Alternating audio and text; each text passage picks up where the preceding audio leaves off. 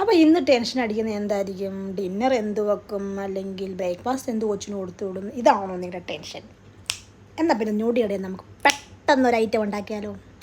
പോകാം. അതിന് വേണ്ടിയിട്ട് നമ്മൾ എടുത്തിരിക്കുന്ന സാധനം ഉള്ളി, സവാള, നമ്മുടെ വെളുത്തുള്ളി, ഒരു പച്ചമുളക്, പിന്നെ കുറച്ച് മല്ലിയില, ഒരു ശകലക്കോള ഇഞ്ചി, ഒരു പുതിനയില. ഇതൊന്നും ഇല്ലെങ്കിലും കുഴപ്പമൊന്നുമില്ല.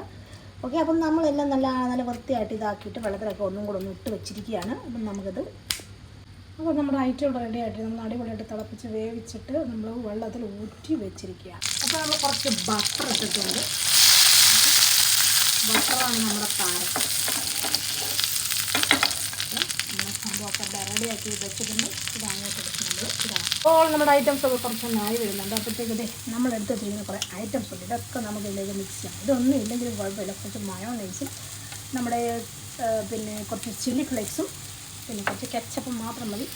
ഈ ഐറ്റംസ് വേറെ ഒന്നുമില്ലെങ്കിലും കുഴപ്പമില്ല. അപ്പോൾ നമ്മളിതൊന്ന് ആയി വരുന്നുണ്ട്. അതിലേക്ക് നമുക്ക് അത് മിക്സ് ചെയ്യണം. പിന്നീട് നമുക്ക് ഇതുപോലത്തെ അങ്ങോട്ട് മിക്സ് ചെയ്യണം. അപ്പോൾ ഗായ്സ്, നമ്മളുടെ രുചിയൂറും pasta ready to eat. Bye. അപ്പോൾ നമുക്ക് ഇതിലേക്ക് വേണമെങ്കിൽ കുറച്ചും കൂടെ മല്ലിയിലൊക്കെ ഇട്ട് അലങ്കരിക്കാം.